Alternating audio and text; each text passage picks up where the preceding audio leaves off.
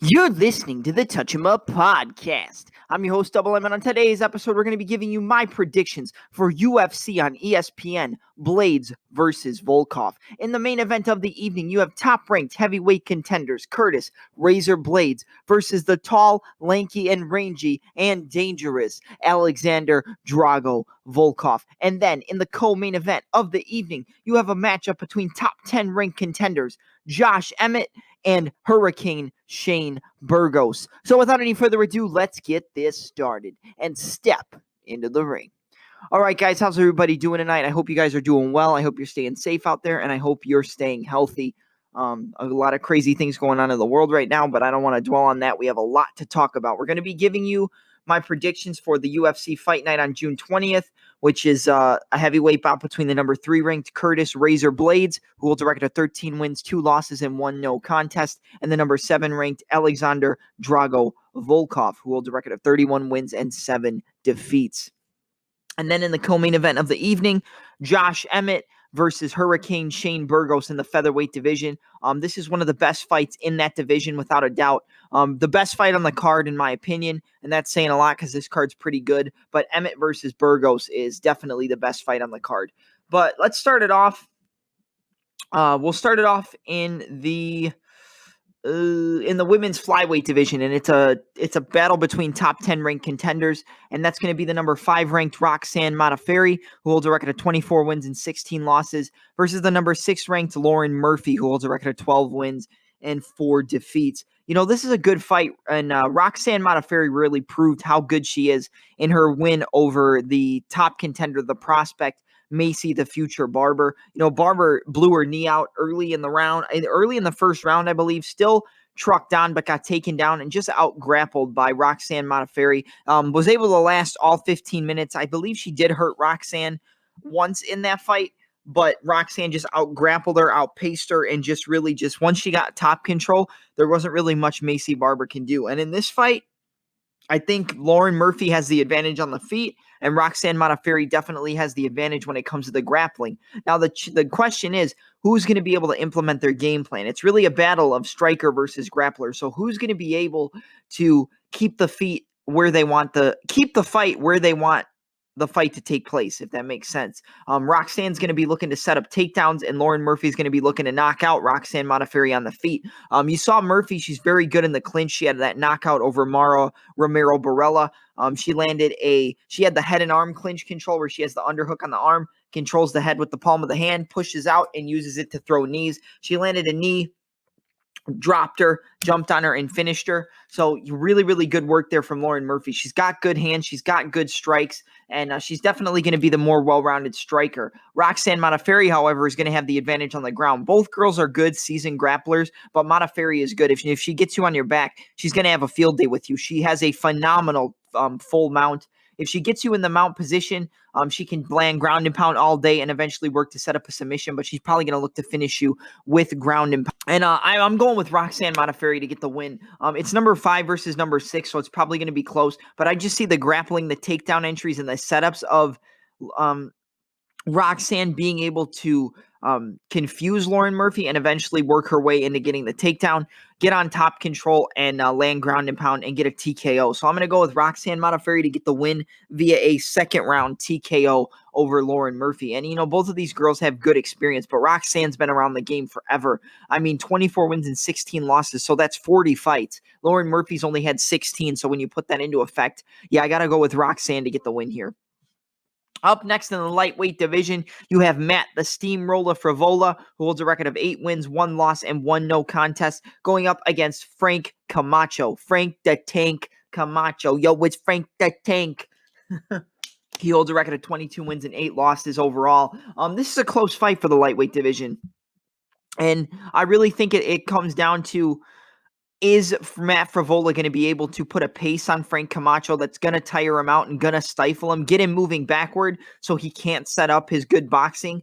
Or is Frank Camacho going to be able to keep it at a range where he wants to keep it, land good jabs to try to stifle Matt Frivola from coming in and catch him with those wide, as he throws those wide shots, intercept him with the jab and just pop him 1, 2, pop, pop, pop, pop, pop. Is he going to be able to do that? And that's really what the case is going to be in this fight. I think if Matt Frivola they don't call him the steamroller for nothing. I mean, the minute that fight starts, he's going to be coming at Frank Camacho, trying to take him out, get in his face, wear him out, land big shots, go for takedowns, get him up against the fence. I think Frevola definitely has a good chance here. But I watched some Frank Camacho highlights, and yeah, I know he got head kick KO'd by Jeff Neal, but this guy has good boxing. Very, very clean technique with the hands. Good ability to know where the good range is with the opponent to get in and get out. Good jab, good 1-2. So he definitely has the cleaner striking. It's really a tough fight because, like I said, Frevola is he's just a gamer. I mean, he's going to come forward. He's going to push you up against the fence. He's going to try to get you into clinch positions. He's going to try to land shots, and then set you up to get you tired, backing up, get you to the fence, and try to work a takedown. I got to go with Frank the Tank Camacho here, though. I think that the striking is too clean and too technical against a guy like Matt Frevola. I think he's going to be able to intercept the wide shots of Matt Frevola with the jabs, crosses, the 1-2s, the footwork, the angles. I think he's just better on the feet, and I think since he's better on the feet, it's going to make it harder for Frevola to set up his shots, set up punches, and set up takedowns. I do think that the longer the fight goes, it's going to be an advantage for Matt Frevola because of the pace he's going to be able to put on. But I see Frank Camacho catching him in the first 2 rounds, just kind of intercepting all of his wild attacks with that clean jab and the 1-2. And then Frevola eventually gets him tired, wins the 3rd round. But I think that Frank Camacho gets the win via unanimous decision, winning 2-1. First 2 rounds goes to Camacho, and then the final round will go to Matt Frevola. But it should be a good fight in the lightweight division. Up next in the women's flyweight division, you have a battle between Courtney Casey, who holds a record of 9 wins and 7 losses, and Jillian Robertson, who holds a record of 7 wins and 4 losses. I mean, you look at these girls' records, and a lot of people are going to just turn their head on this fight. They're going to say, this fight isn't really worth it. What's the point in this fight? These girls don't have the greatest records. I mean, they're almost even records, 7-4, 9-7, but don't get it twisted.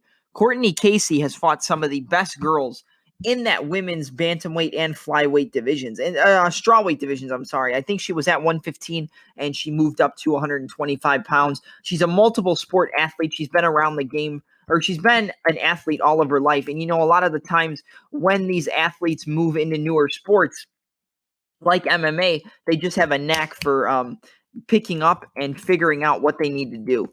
And, really just adapting the game plans. I mean, you look at the girls that Courtney Casey has fought. She's fought Mara Romero Barella. I mean, she's fought Cynthia Calvillo. She's fought Angela Hill. She's fought Michelle Watterson. She's fought Felice Herrig, fought Jessica Aguilar, Claudia Gadelia, Randa Marcos. She's fought the who's who of women's MMA. I mean, when it comes to that strawweight division, she's really fought almost everybody in that division and some top contenders. And I think that that's going to be the key here. I think Jillian Robertson's good. She has decent striking on the feet and good work in the clinch. But I just think Courtney Casey, she's longer. She's calm in all positions. Even if she gets taken down, she does not, she doesn't let anything get to her. She stays calm, she stays patient, and she lets the fight come to her, but she can also push the pace on the feet. Because she's so tall, she has a good range for that division, a good reach. So she's going to try to keep Jillian Robertson on the end of her shots. And if she does get taken down, she has phenomenal submissions and good top control from the ground. If she takes down Jillian Robertson, get her inside control, go knee on belly, get to the mount, I think she can land some vicious ground and pound. And that's honestly how I think this fight plays out. I think Courtney Casey gets the win via a 2nd round TKO. I think she finds a way to get her to the ground. I think Robertson doesn't have a lot of success on the feet, which sets up takedowns because it's going to make Robertson desperate. She gets a takedown, gets in full mount, and drops bombs on your moms and gets a TKO in the 2nd round. So Courtney Casey, 2nd round TKO. Up next in the men's middleweight, or in the middleweight division, I'm sorry, there is no women's middleweight division. In the middleweight division, you have Marc-Andre Barriault, who holds a record of 11 wins and 4 losses, versus Oscar Piechota, who holds a record of 11 wins, 3 losses, and 1 no contest. This is a good fight. A really good fight for the middleweight division. Both of these guys have really had, a rough start in the UFC. Oscar Piechota has gotten some decent wins, and they have fought some tough competition in, their careers as an MMA fighter. Even though they haven't had the best success. They've been around the game, and they've been around the they've been around in the UFC for a while, is what I'm trying to get at. Sorry, I kind of stumbled on my words there. But if you look at Oscar Piechota, I mean, or Marc-Andre Barriault, I mean, he fought Park Jung-young, he fought Krzysztof Jotko, he fought Andrew Sanchez, and then he hasn't got a win in the UFC yet, which is pretty, that stinks for him. He is a good fighter, but he hasn't gotten a win in the UFC yet, so that can be a problem, obviously. When you look at Oscar Piechota, I mean, he was supposed to fight Barriault at UFC on ESPN 8. That obviously didn't happen. He lost to Punahele Soriano via KO, lost to Rodolfo Vieira via submission. And then you go further back in his career. Let's see if I can get this to load. Sorry, guys. It's kind of stuck on me right now. He lost to Gerald Mearshart. He did beat Tim Williams via a first-round KO. And he beat Jonathan Wilson. So if you're looking at experience and success in the UFC, Oscar Piechota has better success. And, when I really looked at this fight, both of these guys aren't extremely impressive in the wrestling or the striking game, in grappling or striking. But what I think is going to be the key here is the volume of Oscar Piechota and the power. Marc-Andre Barriault has power. He has decent movement, but he's just kind of a one-shot fighter. He'll throw a strike, he'll move around. He'll throw a strike, he'll move around. Boom, boom, move around. Boom, boom, move around. When you look at Oscar Piechota, he can put combinations together. Bop, bop, bop, bop, bop, bop, bop, and he's got quick hands. He can go up top to the head, rip to the body, up top to the head, rip to the body, bop, bop, bop, bop, bop. And I think that the volume of Oscar Piechota is going to just get ahead of Marc-Andre Barriault because Barriault doesn't throw that much volume. It's more, pot shots trying to find the knockout. Marc-Andre Barriault does have a good overhand right. He's going to be looking to set up that right hand, going to be looking to get in close to Oscar Piechota, push him up against the fence and try to impose his will on him and eventually win the decision. But I think Piechota gets the job done here. I think the volume striking is going to make it harder for Marc-Andre Barriault to get in close and really get a rhythm. And that's just going to keep building and building and building. And I think Oscar Piechota gets the win via a unanimous decision over Marc-Andre Barriault. Up next in the women's strawweight division, you have former top contender or one of the top women in that division, the number 12 ranked Tiny Tornado Tecia Torres, who holds a record of 10 wins and 5 losses, going up against Brianna Van Buren, who holds a record of 9 wins and 2 losses and is coming off a very impressive win in the UFC. This is a really good fight. Very close fight, too, because they're both very different in the way that they fight. I mean, you look at Brianna Van Buren. Her first fight in the UFC was against Livia Renato Souza, and she got the win via decision. And when it comes to looking at a girl like Brianna Van Buren, I believe she was a former Invicta FC strawweight champion, so she has won a title. And I believe Tecia Torres was also the Invicta strawweight champion. Forgive me if I'm wrong. But when it comes to the fight, obviously Tecia Torres, she's an orthodox fighter, and Brianna Van Buren is a southpaw. For all the casuals, an orthodox fighter is going to have their left foot in front, right foot in back, power coming from the right hand. When it comes to southpaw, it's reverse. So right foot in front, left foot in back, and your power is going to come from the left side. You look at Tecia Torres, obviously she's fought the who's who of the division. She has fought Joanna Jędrzejczyk, who was a former reigning defending undefeated strawweight champion. Just had a phenomenal performance, did Joanna, against Weili Zhang at UFC 248. But when it comes to the fight, here's how it's going to go. When you look at Tecia Torres, she's good at wrestling, good at setting up takedowns, but her real bread and butter is a point fighting type of karate style of fight. She's going to try to stay on the outside, move in, move out, bop, and stick and move. She's got good side kicks. She likes to set up a side kick. She'll step forward with a round kick. She'll throw a roundhouse kick from the right side, step forward, load up the hip, and then throw the side kick from that same side to keep the range on the opponent. That's going to be a good weapon against a girl like Brianna Van Buren, because when you look at Brianna Van Buren, she's a southpaw, but she does not stop moving. She will get in your face. She will constantly be throwing shots. She kind of reminds me of like a mix of Clay Guida and Vanderlei Silva if they were a female fighter, because they're going to come close. They're going to get in your face, and just try to wear you out because of their pace, their pressure, and their power. When you look at Brianna Van Buren, I think one of her best shots is that left kick from southpaw. The power left kick from southpaw lands viciously from Brianna Van Buren, to the body, to the head, to the legs. If she's able to get that angle set up and really chop in and throw that left kick with a lot of power, She can hurt anybody in that women's division. And she's very good at getting in close. Like I said, it's all combination striking. She doesn't get tired. She's going to look to set up those kicks and then work off those kicks. With Tecia Torres, she's going to want to keep Brianna Van Buren at range, try to keep her at a distance, throw jabs, throw right hands, and just point fight. I don't think she's going to be able to do that, however. Like I said, I think kicking range is where Tecia Torres wants this fight to take place, but I think Brianna Van Buren's going to be able to close the distance. She's going to get in close. She's going to get into close, like clinch range and just rip shots to the body, come up top with hooks. I think she's going to land that left kick to the body, and that's going to take some of the pep out of the step of Tecia Torres early in the fight. And I'm going to go with Brianna Van Buren to get the win here by unanimous decision. It's a close fight, and if it stays at range, it's Torres' fight all day, but I think Van Buren just is hard-headed enough and determined enough to get in close and just rip her up, to be honest. And yeah, I'm going to go with Brianna Van Buren to get the win via unanimous decision. And then to close out the prelims, I honestly believe I read this card backwards. I think that the Roxanne fight is the main event of the prelims, but it doesn't matter. This is a fight I'm really looking forward to. In the lightweight division, you have former just UFC veteran of the sport, been around in the UFC since 2007, 2008. Clay the Carpenter Guida, who holds a record of 35 wins and 19 losses, going up against Bobby King Green, who's also a veteran of the sport with a record of 24 wins, 10 losses, and 1 draw.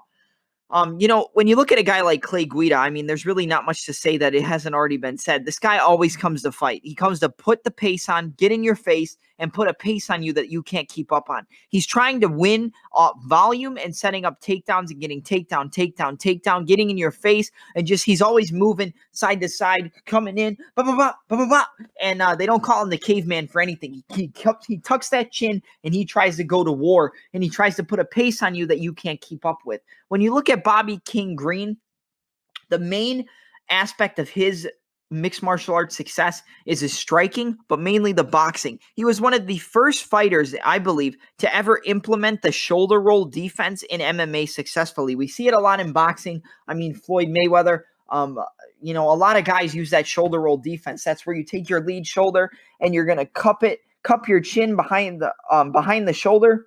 And then as the punch comes, you turn your body and it deflects off the shoulder, but it also loads up your rear hip to fire power. So you catch and counter. That's a big thing out of the Mayweather boxing gym. Anybody in the Mayweather boxing gym is going to learn how to do that shoulder roll. Does anybody do it as well as Floyd Mayweather? I don't think so. But in MMA, if anybody does it better, does it as good as some pro boxers, it's Bobby King Green. Rolling off the shoulder, firing that right hand, good jabs, good kicks to the head and kicks to the body. If it stays at range, it's really Bobby King Green's fight to win all day.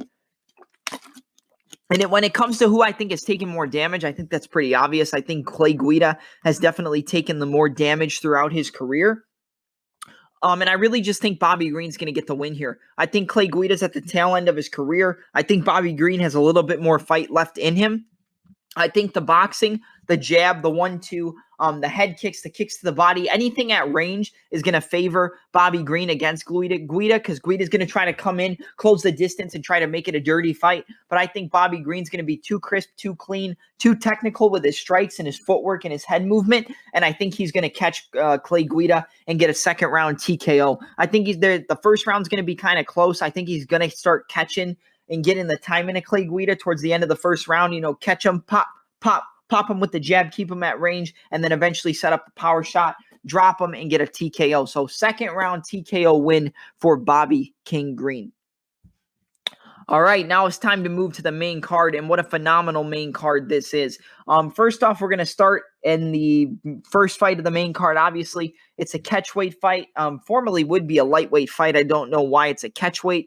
Maybe because Roosevelt Roberts just fought not too long ago. But it's going to be Jim Miller, former, obviously, veteran of the sport, been around forever, who holds a record of 31 wins, 14 losses, and 1 no contest, going up against the top rising contender, prospect in the UFC, former Dana White Tuesday Night Contender Series winner, Roosevelt the Predator, Roosevelt Roberts, who holds a record of 10 wins and 1 loss. Honestly, man, I know a lot of people are counting out Jim Miller, and I'm not saying that Jim Miller's going to win, but I think that Jim Miller does have a better ground game than does Roosevelt Roberts. So if Jim Miller is going to want to win this fight, he's going to want to close the distance. He's going to want to make it dirty, and he's going to want to get Roosevelt Roberts to the ground and try to work his top control and his jiu-jitsu. I mean, Jim Miller has world-class jiu-jitsu. If he gets on top of you, he can suffocate just about anybody and eventually work his way to land vicious ground and pound and set up chokes. He's got a really good guillotine. You saw him beat Clay Guida just recently. He dropped him with a right hand, jumped on him, locked up that guillotine, and choked him unconscious. And it didn't take long. If he gets an arm in guillotine and there's a little bit of time left on the clock, he could choke you unconscious. But when you look at Roosevelt Roberts, man, this guy is phenomenal. I've talked about Roosevelt Roberts on the podcast. I've said this guy has what it takes to be one of the top guys in the sport, I believe. He's got good boxing, good ability to manage range, and good fakes and feints. One of the things he likes to do is to reach forward with that right hand, paw out there, get his range, and then fire combinations. 1-2, hook cross, jab cross, cross hook, pop, pop, pop, pop, pop, pop. I mean, everything he works with the hands. His boxing is phenomenal. His movement, good ability to just stay calm, even if it's a firefight. He's always going to stay calm. He's going to try to not get in your face and just kind of work as the fight comes to him. He'll pick up the pace as the fight keeps going. And I know we said that Jim Miller has a phenomenal ground game, but so does Roosevelt Roberts. His submission, especially that front choke, the guillotine choke, if he goes palm to palm with it and cranks it, he can submit just about anybody. If he gets you on top position, he can control you from side control. He can control you from the mount. He can get your back. He can sink in a rear naked choke like we saw against Brock Weaver. I just think it's Roosevelt Roberts' time here, to be honest. I think Miller is towards the end of his career. It is going to be a tough fight for Roosevelt Roberts, though, because Jim Miller is just a gamer. He's tough. He's gritty. He's been in there with the top guys. Experience obviously goes to Jim Miller. I mean, he has almost 50 fights in his career. I believe 46 overall, compared to 11 for Roosevelt Roberts. So the experience is definitely going to be on the side of Jim Miller. But I just think Roosevelt Roberts' striking is going to be too much. I think he's going to be able to catch Jim Miller with that jab. The jab's going to set up the right hand. The right hand's going to set up the left hook. He'll go jab, hook same side to move him into the right hand and set up the power shot. And then if he hurts him, I think he's going to jump on the neck and try to submit him. Would I recommend trying to submit a guy like Jim Miller? No, I wouldn't. But I think that the striking and the range management and just the overall, just calmness of Roosevelt Roberts, and then he picks up the pace as the fight goes. I think he's going to just box up Jim Miller. I think kicks to the legs to try to deaden the calf to get him to not be able to move as effectively so he can set up the power shots and the boxing up top. He's going to set it up with pity pat. Like I said, pity pat strikes, just bop, bop, bop, bop, bop, bop. Just setting it up like that. That's really what the key is for some of the best guys in the sport. And I think Roosevelt, the Predator Roberts, is going to get another victim. So Roosevelt Roberts to get the win here via unanimous decision. I don't think he finishes Jim Miller. I could see it, but I think decision. Up next, a really good fight that was supposed to take place at UFC 249, and that's in the welterweight division between, remember the name, Belal Muhammad, who holds a record of 16 wins and 3 losses, going up against Cyborg Lyman Good, who holds a record of 21 wins, 5 losses, and 1 no contest. Really, really solid fight here in the welterweight division. Phenomenal fight, if I do say so myself. I mean, Belal Muhammad is just a gamer, man. He comes forward, obviously repping Chicago, so I'm always rooting for Belal. It's an uphill battle, though, against a guy like Lyman Good, but we'll get to that in a second. Belal Muhammad is the type of guy where he's not extremely technical in any one department on the feet when it comes to boxing, when it comes to clinch work, when it comes to kicking, but he's good everywhere. And when somebody's good everywhere, it can tend to beat a guy who's only good in certain aspects. When I think of Belal Muhammad's success that he can have in this fight, I think that, using long combinations, just quick shots, just blah, blah, blah, blah, and then going to set up clinch exchanges to try to tire out a guy like Lyman Good, because when you look at Lyman Good, the guy's just shredded. He's shredded for the division. It's good to see Lyman Good back. He was one of the only UFC fighters to test positive for COVID-19, and that is why he was pulled off of the fight with Belal Muhammad at UFC 249, but he's come back. He's healthy. Do I think that the COVID-19 diagnosis is going to affect his cardio in this fight? Yes, I do. So if I was Belal, I would look to set up shots on the feet, switch stances, do that herky-jerky style of movement, land kicks, and then get up close to the cage. Use those kicks and punches to push goods back to the fence and then set up clinch exchanges, try to go for takedowns, and tire out a guy like Lyman Good. Because Lyman Good, I mean, honestly, he might only have like 2% body fat. The guy's shredded. He's in phenomenal shape, but he's a phenomenal striker. Way more technical and way more clean striking. Way cleaner striking, should I say, than is Belal Muhammad. Phenomenal jab, phenomenal kicks, phenomenal straight right and straight left hand. Loves to go right hand, right high kick. Set up the kick behind the punches, good jab, and good ability to stay calm on the feet. There's really not a lot of guys, I think, that are going to fluster Lyman Good when it comes to striking on the feet. Do I think he's one of the top guys in the welterweight division? We don't know yet.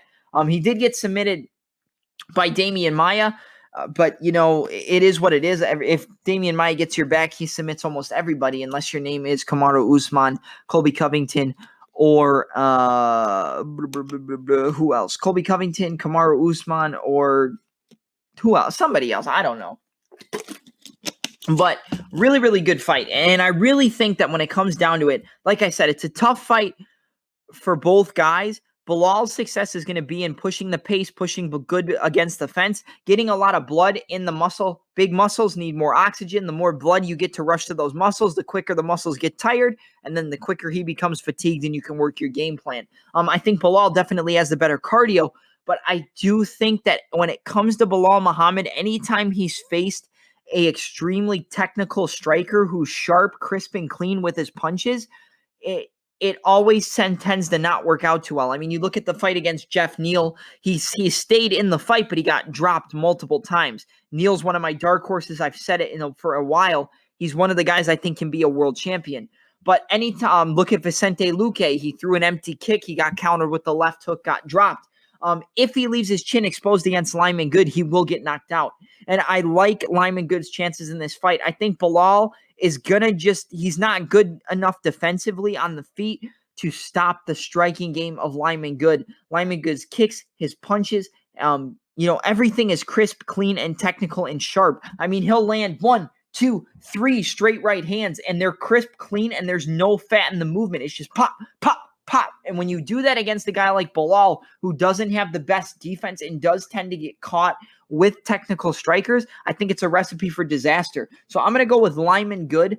I'm going to go with Lyman Cyborg, I think is his nickname. Cyborg Lyman Good to get the win over Belal Muhammad via a second round knockout. I think he catches Belal. I think the first round is going to be more of a feeling out process for Lyman Good. Try to get the timing down, try to get the entries and the footwork patterns down to Belal, and then set up that power right hand, the power high kick, and eventually just pick him apart, land a lot of shots, drop him, and get the KO. So Lyman Good to defeat Belal Muhammad by second round TKO. All right.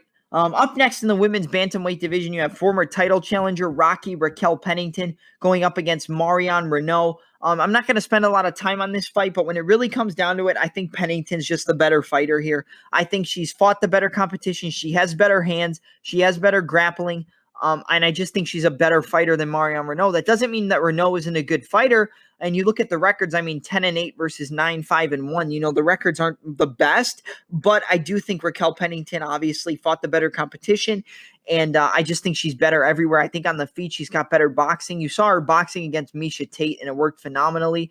I think she's better, and I think she pieces up Marion Reneau on the feet. I'm going to go with the first round, or you know what? I'm going to go with the second round TKO for Raquel Pennington. I'm not as confident in her finishing her in the first round, but I think her striking is just going to be too much for Marion Reneau.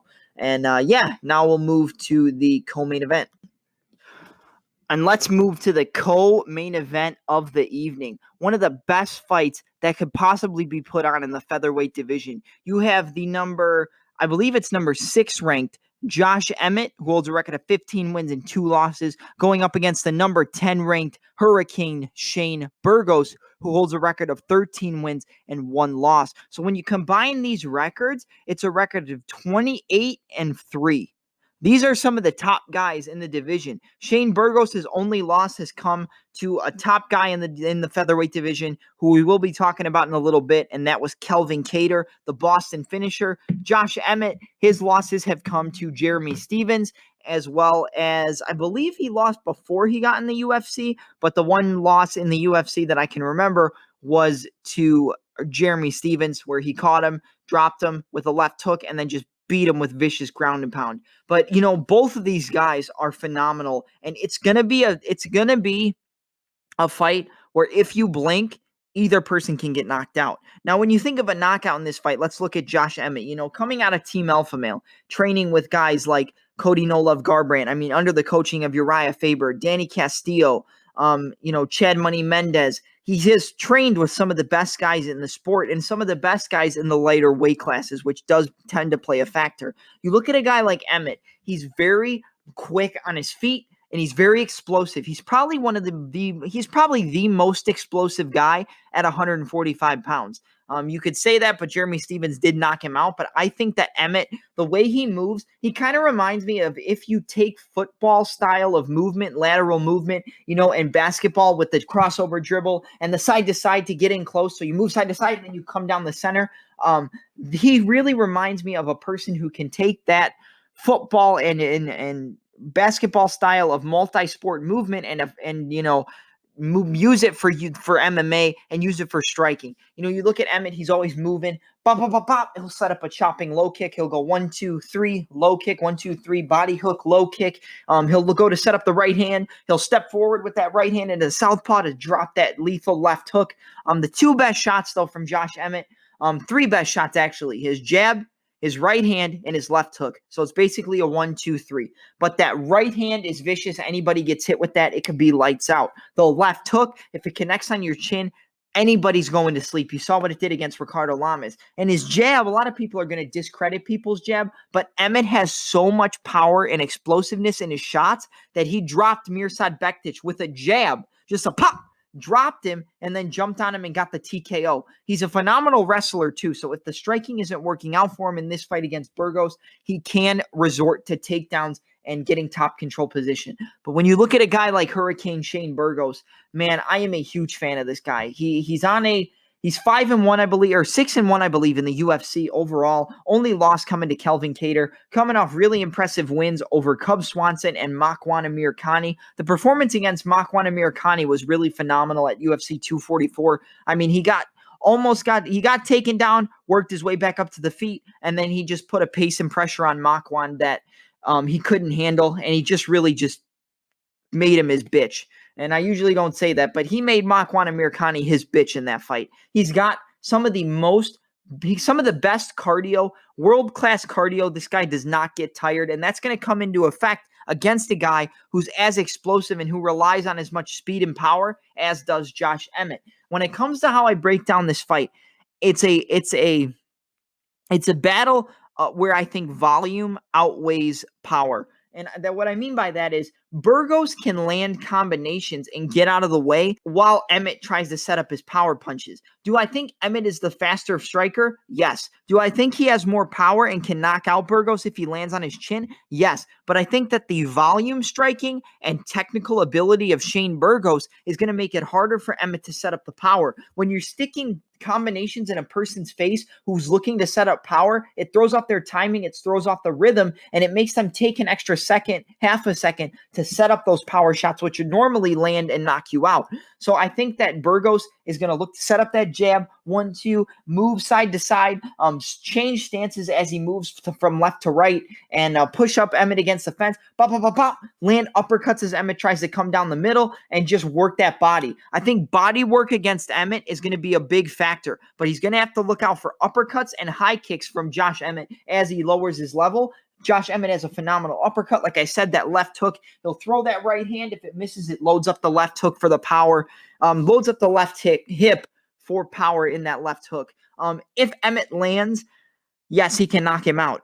It's a more dangerous fight for Emmett, or for Burgos, than it is for Emmett, because I don't think Burgos has one-shot knockout power, but I do believe he can get a knockout by setting it up with shots and just using combination striking. I think that the volume, like I said, of Burgos is going to be a problem for Emmett, and that's really how I see this fight playing out. I think the first round, Burgos is going to try to get in the face of Emmett, but he'll move in, then come out, then move in, then come out, then pop up, move out, pop, pop up, move out, pop, pop, pop, pop, move out.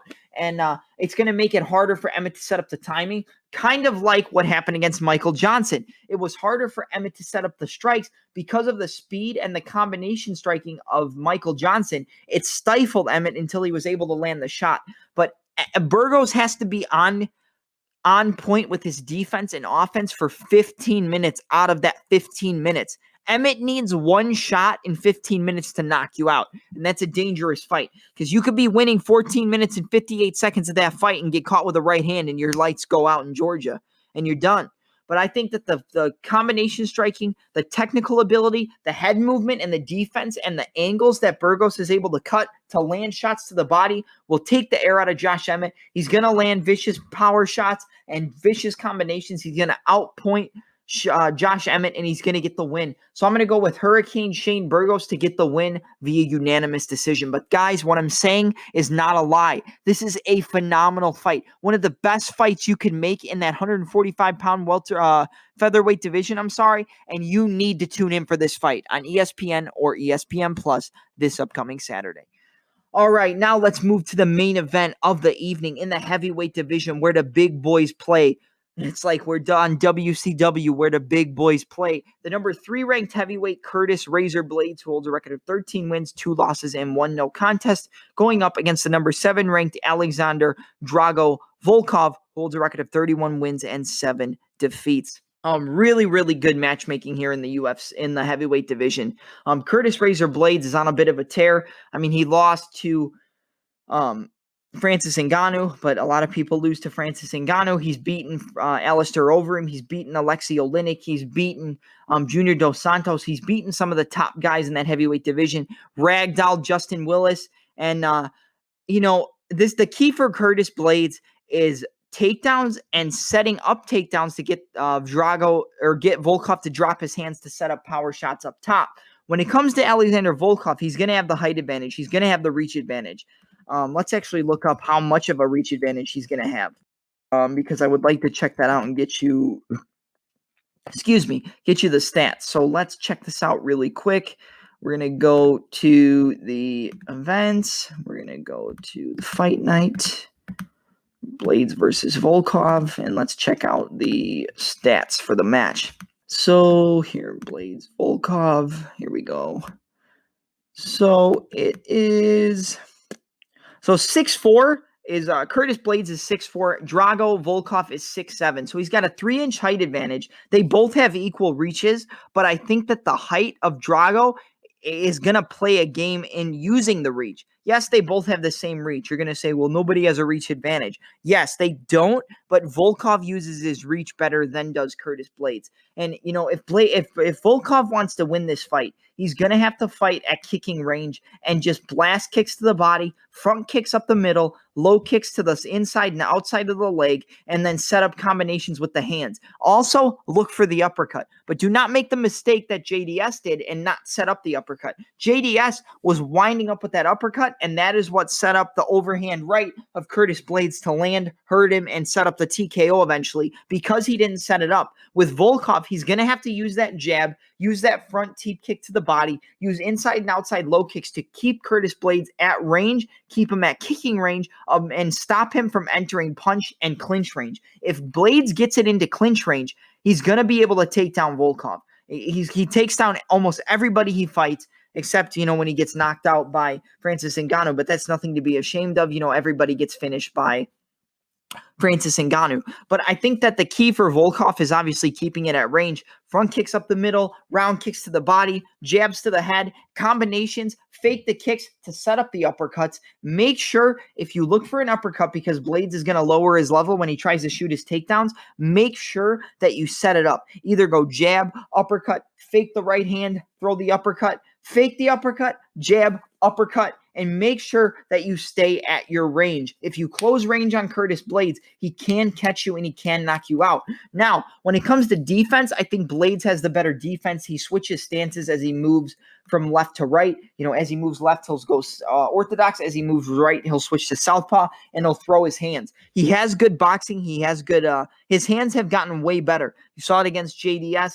You saw it you see it in a lot of his fights. He's patient on the feet. But if he can't get the takedown, he does tend to get a little bit antsy, but it worked well for him against JDS because he was able to land the power shot and knock him out. But really, when it comes down to it, I think that Blaydes is going to get the win. I'm rooting for Volkov. I've always been a fan of how technical and how good Volkov is on the feet. And Volkov obviously has more experience. I'm sorry.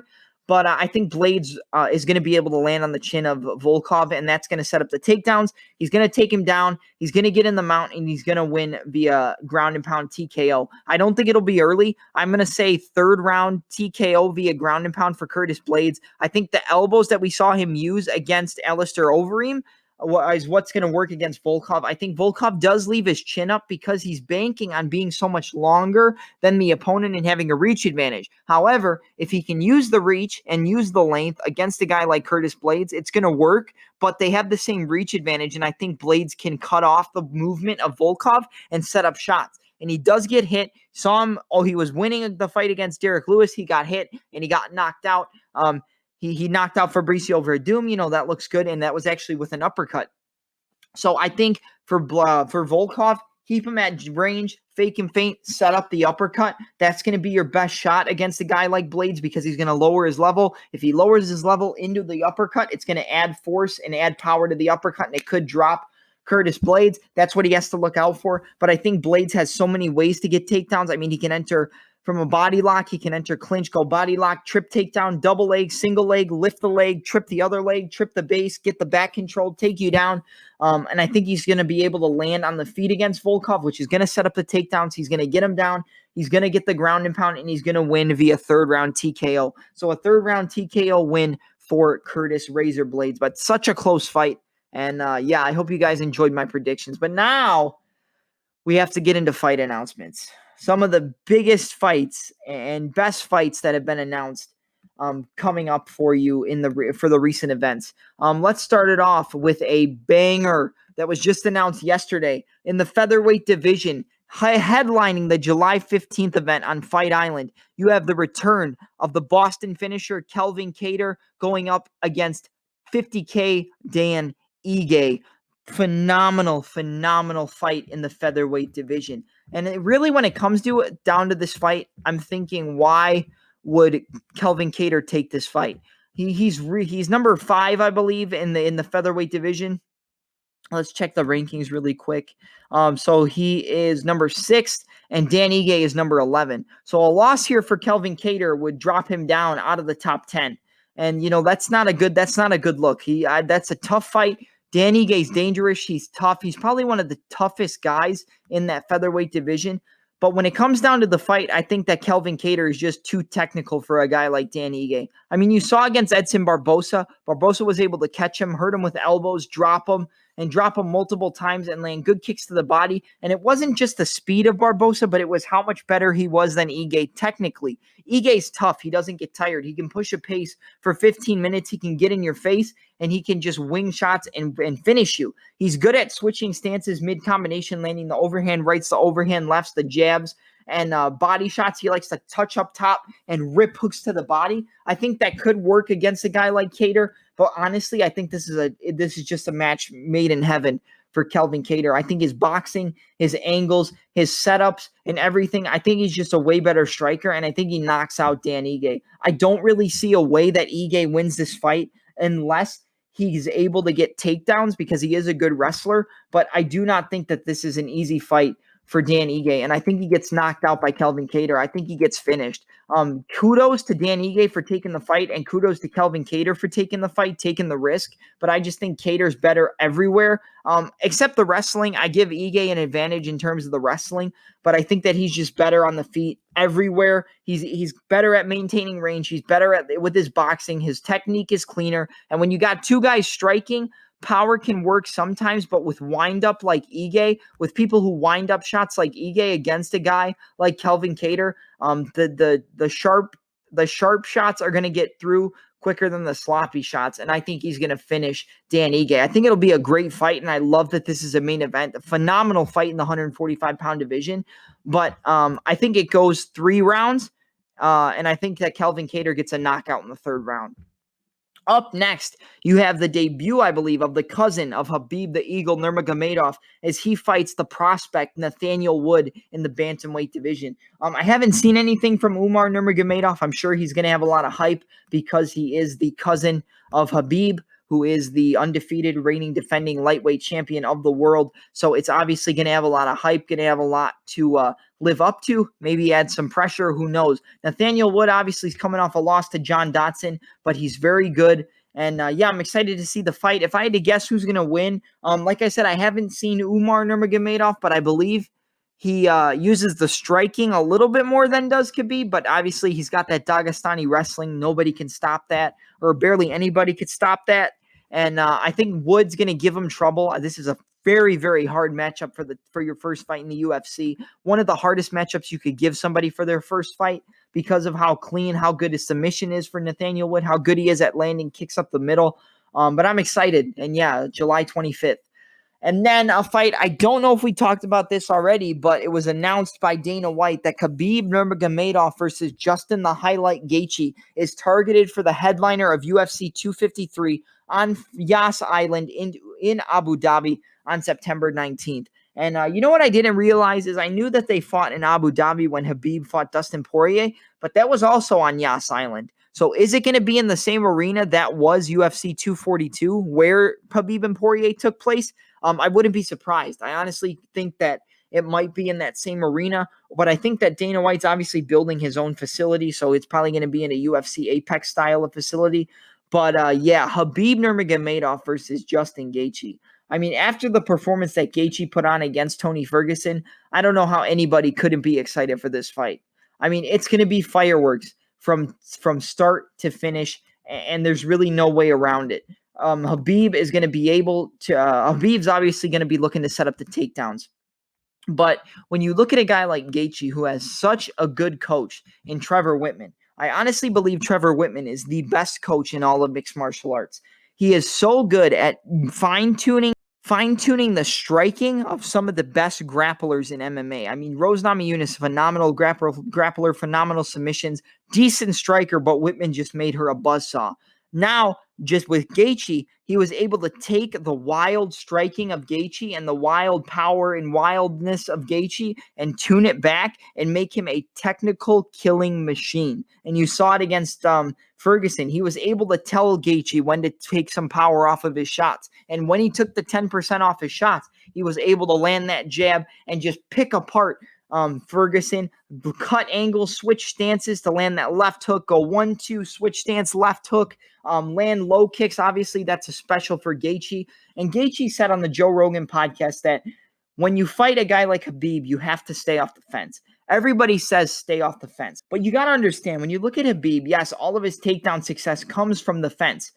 He does go but he can also get takedowns in the middle of the cage. If you look at the fight against Ally Quinta, he was able to fake up top, go for an ankle pick up the leg from the ankle, and then drive it into a takedown. So he can shoot from far out, but usually, and here's another thing. People say, oh, Khabib only wrestles against the cage. But the thing that makes me think Gaethje is going to be ready is that he mentioned this. He said, yes, Khabib's takedowns all work against the fence. It's all trips. It's all body locks. It's all pressure, top control, and just suffocating you up against the fence and taking away your base. But he sets up those takedowns in the middle of the fence of the cage to push you back, get your back to the fence so he can work his takedowns. The fact that Gaethje knows this makes me think he's going to work a lot of low kicks from the middle of the cage. I think he's going to switch stances on Khabib a lot, and I think that's really going to be the key. I know you look at the Dustin Poirier fight and you say, well, Khabib dominated Dustin Poirier. Yes, he did. But he also got caught with that left hand of Poirier, or the switch stance right hand. I'm sorry. He was in southpaw, double jabbed with the right hand, stepped forward to set up the power in the right hand, and then drove the power through and landed on the chin of Khabib. Yes, Khabib's got that weird defense where he holds the one hand up and pushes away with the other hand and moves his head all around radically. And that's Poirier just kind of tried to push the pace and not stay technical. But if Gaethje lands on Khabib, that pullback style of defense where he kind of just pulls back and almost closes his eyes is not going to work, because Gaethje has fine-tuned his striking to be sharp, crisp, and clean. So if he hurts Khabib, he's not going to rush in. He's going to take his time, and he's going to find the defensive holes of Khabib and exploit them. This is a phenomenal fight. And Gaethje has phenomenal wrestling. Is he going to be able to stop the takedowns of Khabib? I don't know, but I like his chances to be able to stop them. But I think that the low kicks are going to make it harder for Khabib to push off on his legs to set up those takedowns. And the striking of Gaethje is going to make it harder for Khabib to set up the punches to get in close, get in on the legs of Gaethje and take him down. I like Gaethje in this fight. I'll have a breakdown when the fight comes closer. We've got a while. We've got about 3 months until the fight, a little over 3 months. So I will have a breakdown on this fight. Don't you worry, and I can't wait.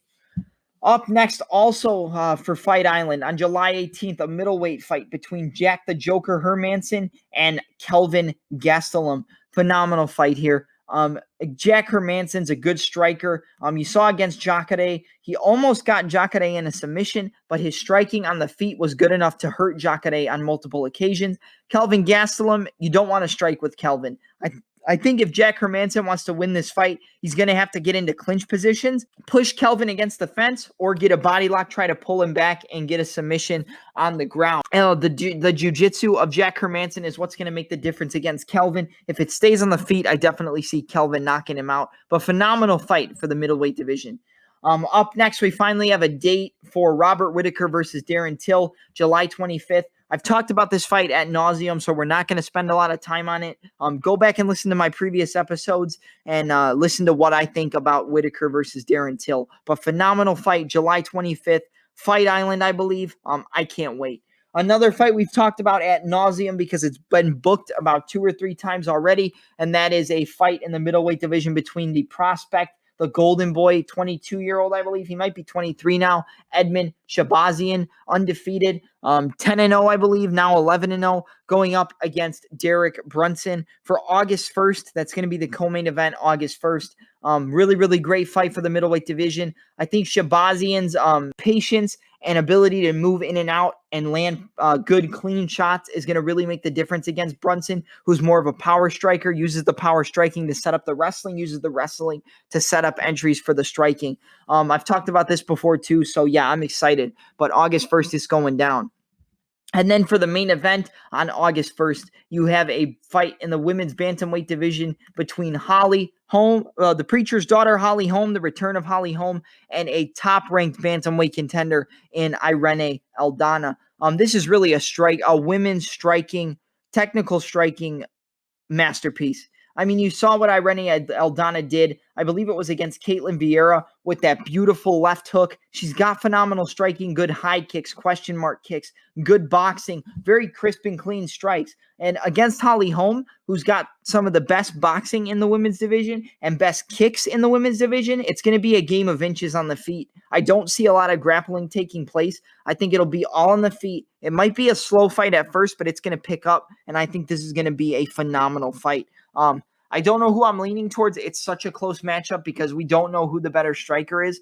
But yeah, some other fights announced, obviously, in the strawweight division. Felice Herrig versus Verna Jandreboa. So the return of Felice Herrig for UFC 252, which is on August 15th. And then, obviously, the trilogy fight between Stipe and DC. That's on August 15th as well, UFC 252. Should be a phenomenal fight there. And if I'm gonna lean towards somebody in Stipe versus DC3, I'm gonna lean towards Stipe right now. I just think that the body shots he was able to find success with later on in the fight against DC is the body shots have always been a problem for DC. I mean, Anderson Silva dropped him with a body kick at UFC 200. The left hook to the body of DC was problems against Stipe. And then they can set up shots to the head. I don't see DC being able to find success and build defense against those shots as well because of how he reaches out with his hands to find the range and then set up his punches. When you reach out with the hands, your body's exposed. He can lean, slip, and rip that body. So I think that Stipe, I got to go with Stipe in this fight. Obviously, I'll break it down the closer we get, but I definitely give the advantage to Stipe against DC.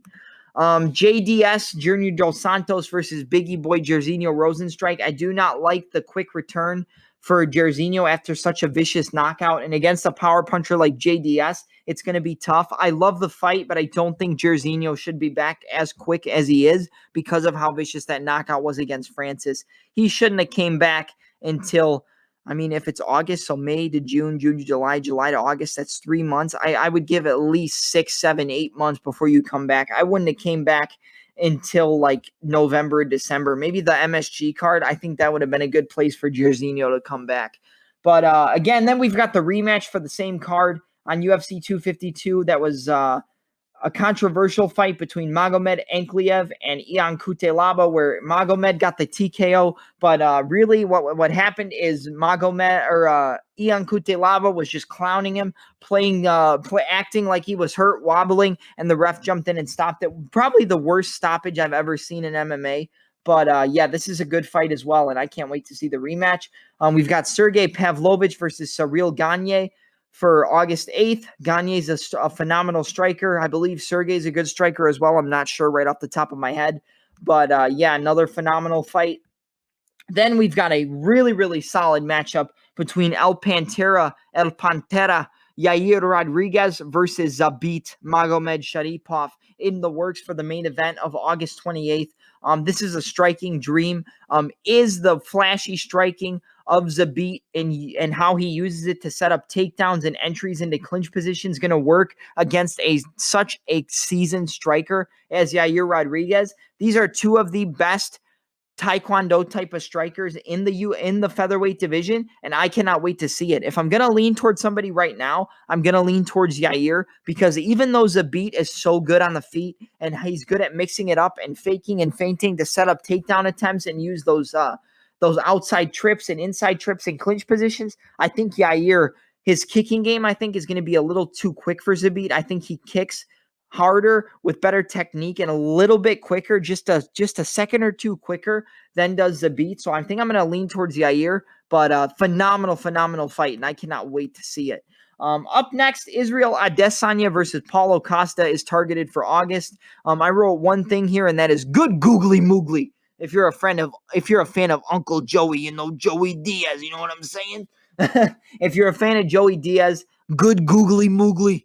I can't wait for this fight. I think Adesanya pieces him up, honestly. When you look at a guy like Costa, he's a good striker. He's got really, really solid power. He's huge. If he lands on the chin of Adesanya, he can put him out. But we say that with a lot of guys, and I think that if Romero wasn't able to land on the chin of Adesanya, I mean, he landed a few times, but Adesanya just was able to kind of figure out the fight as it kept going. I think Romero is faster than Paulo Costa, so I think that speed advantage is what gave the advantage to Yoel against Izzy. I do not think Paulo Costa is as fast as Yoel, and I think that's going to be the key. I think the speed and the power and the technical ability of Israel, the ability to get in and out of range, fake and feint, and set up shots is what's going to pick apart Paulo Costa. You look at the fight against Uriah Hall, the jab of Uriah Hall was busting up the face of Paulo Costa in that fight. He was obviously able to crowd him and rip shots to the body, but the jab of Uriah was able to beat up Paulo Costa. So I think at range, Izzy's going to pick him apart and he's going to knock him out later in the round via TKO. All right, guys, that's it for this episode. I'm going to cut it off here. Thank you guys for listening, and please support the Touch 'Em Up podcast. This episode is most likely going to go up on YouTube, so search TOUCH_EMUP! !POD 3 exclamation marks on YouTube. Find it anywhere your audio podcasts are distributed. That's Google Podcasts, Apple Podcasts, Spotify, Anchor, Stitcher, Overcast, anywhere you can get your audio podcast, and tell everybody you know who's a fan of MMA or pro wrestling about the Touch 'Em Up podcast. I'm your host, Double M, and I'm out. Have a good night, everybody.